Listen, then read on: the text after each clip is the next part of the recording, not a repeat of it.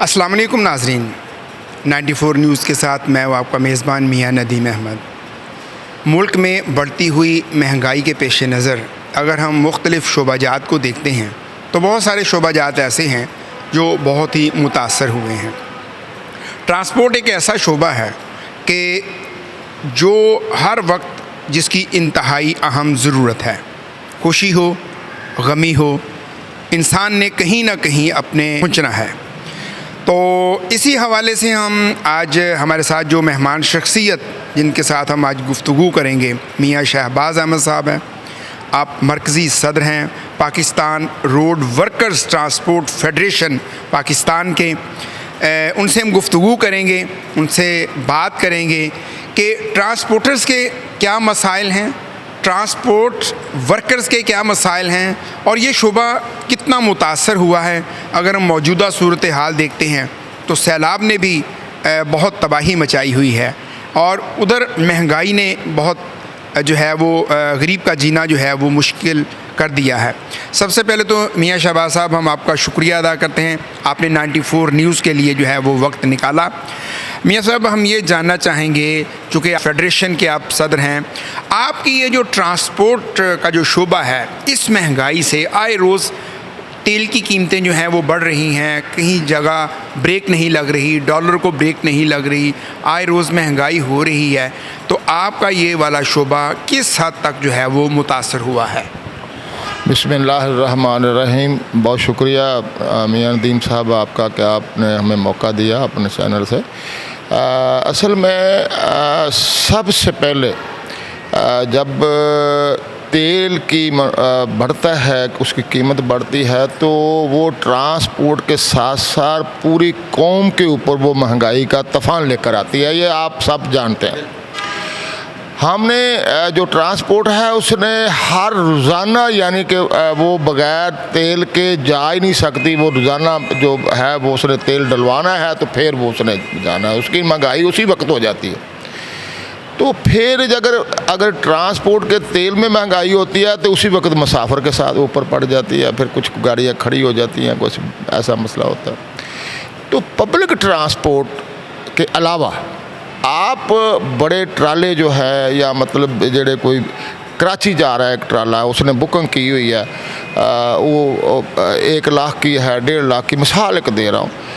तो जब वो जा रहा है रास्ते में, उसको अगर आप देखेंगे तो उसके ऊपर एक जो है ना, जब वापस आएगा एक फेरा हम उसको बोलते हैं पंजाबी में, तो उस पर 20,000 से ऊपर, यानी कि अगर 2 रुपये बढ़ता है, 4 रुपये बढ़ता है, 5 रुपये बढ़ता है, तो 20,000 से ऊपर यानी कि जाता है एक फेरे का।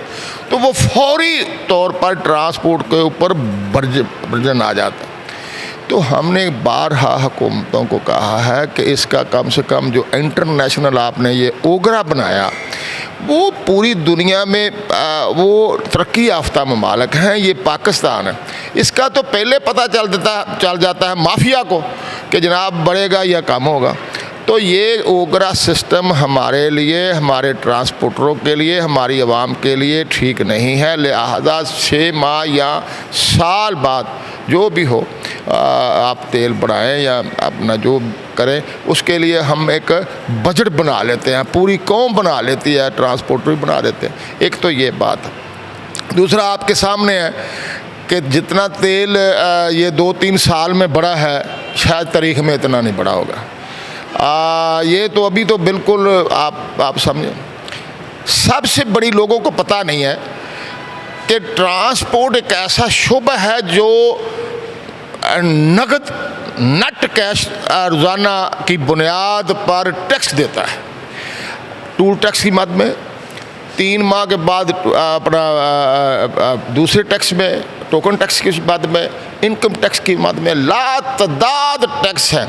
और ये देखें बदकिस्मती, इसको कह लें कि इसको कभी भी ज़िंदगी में सब्सिडी नहीं, बल्कि सब्सिडी दी नहीं गई। सब्सिडी तो बड़ी दूर की बात है, सिटी भी नहीं दी गई, आज तक नहीं दी गई।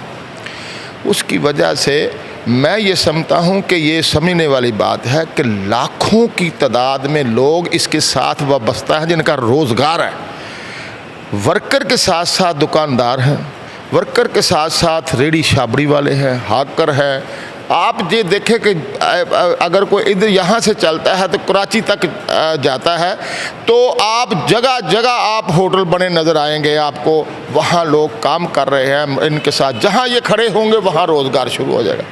तो आज तक इस शोबे के ऊपर माशाल्लाह, क्योंकि हुक्मरान कोई ट्रांसपोर्टर नहीं रहा, उसको समझने की ज़रूरत थी कि ये समझे कि ये डायरेक्टली आवाम के साथ होता है। दुनिया में सबसे ज़्यादा बेहतरीन अगर किसी का देखना हो तो वो ट्रैफिक ट्रांसपोर्ट है। आप यूरोप की, अमेरिका की देख लें, वो उस तवज्जो देते हैं, रेलवे पर देते हैं, ट्रांसपोर्ट पर देते हैं, वर्कर पर देते हैं, ट्रैफिक पर देते हैं। इधर यह नहीं होता। तो हम ये कहते हैं कि हम नगद देने वाले आपको हैं, तो आप टैक्स भी बढ़ाते जाते हो। आप सब्सिडी क्या देनी है, आप टैक्स इतने बढ़ा दिए, आप यकीन माने कि ट्रांसपोर्टरों की चीखें निकल गए। अच्छा, वो ट्रांसपोर्टर भी एक कैटेगरी के नहीं है। मैंने कल भी किसी इंटरव्यू करते हुए बताया था कि यहाँ ट्रांसपोर्टर एक हाकर भी है। अच्छा, वो कैसे है कि उसने बस या ट्रक या कोई ऐसी बनाई हुई है तो 3-3, 4-4, 5-5 भाईवाल इकट्ठे होकर उन्होंने अपना रोज़गार शुरू किया हुआ है अपनी जैसे। तो यार इनकी तो मदद करनी चाहिए। ये सारे तो बड़े ट्रांसपोर्टर नहीं है।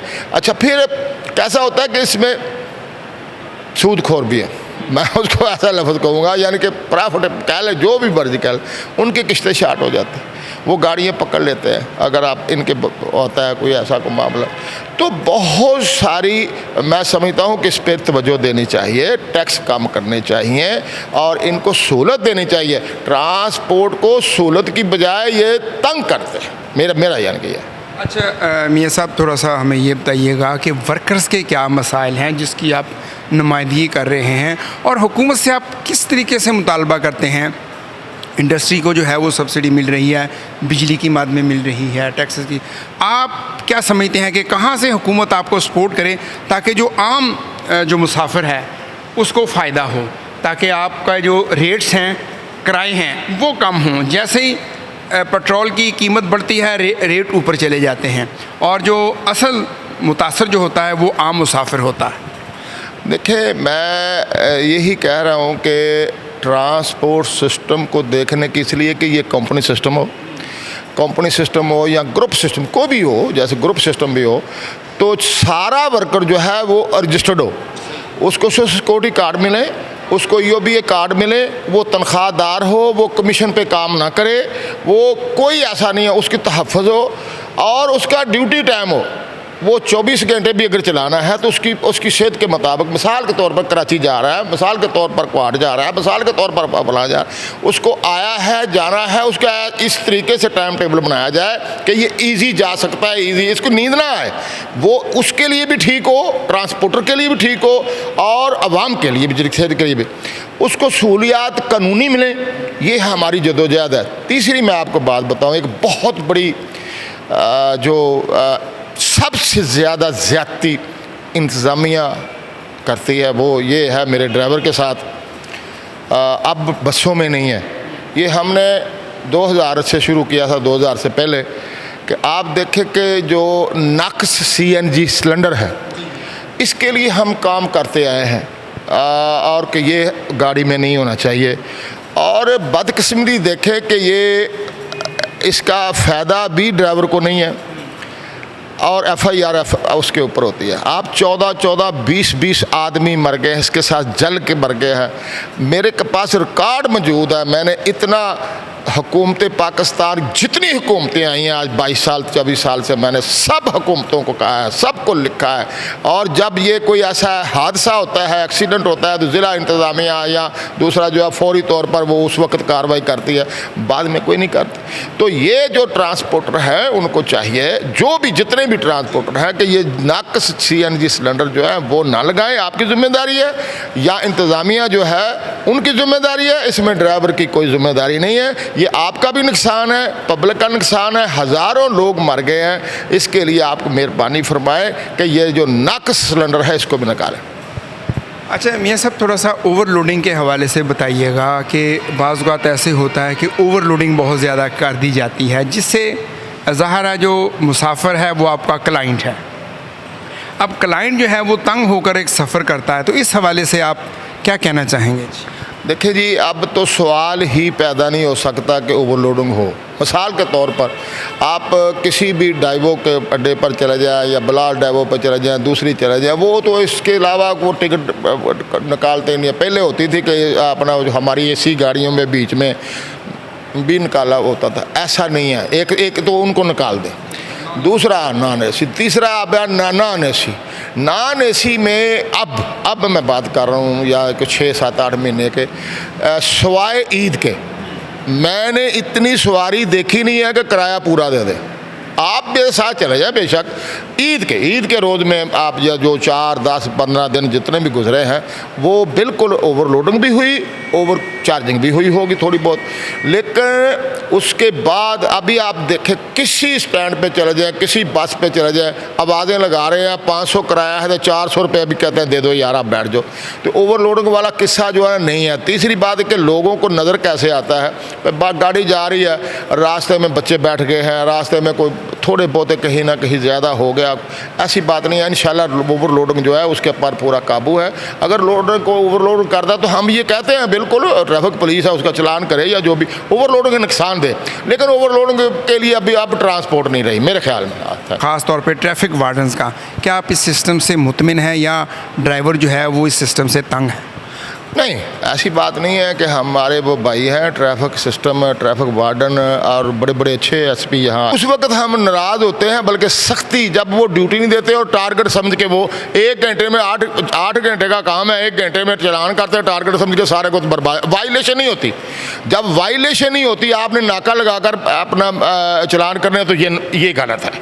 वाइलेशन का चलान हो, दुनिया में वाइलेशन का चलान होता है, ये वाइलेशन का चलान हो, वाइलेशन रुकेगी क्योंकि किसी को पता लगेगा कि जैसे इशारा लोग तोड़ते हैं, फ़ख्र महसूस करते हैं, उनका चलान होना चाहिए, उसको पता चले कि मैंने नहीं तोड़ना। तो अगर आपने टारगेट समझ के रेवेन्यू बढ़ाने के लिए आपने 1 घंटे में चलान पूरे किए, जिनका कसूर भी नहीं है, जिस रिक्शे वाले का कसूर नहीं है, जिस बस वाले का कसूर नहीं है, जिस ट्रक वाले का कसूर नहीं है, आप देखें इनका हर जगह पर खड़े हैं और ये दूर से गाड़ी देख लेंगे कौन सी आ रही है, किसको रोकना, ये गलत है।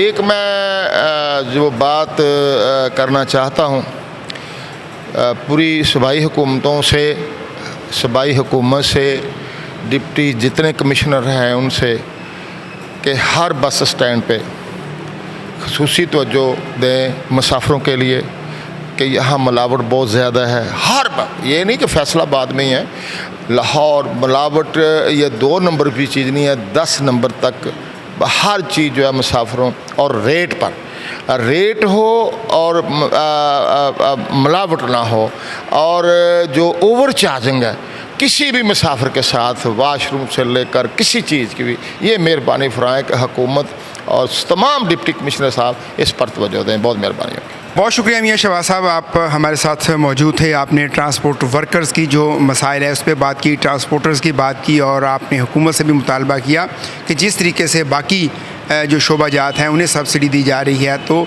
ट्रांसपोर्ट को जो है वो भी सब्सिडी दी जाए ताकि आम पब्लिक जो है वो उससे इस्तेफ़ादा कर सके।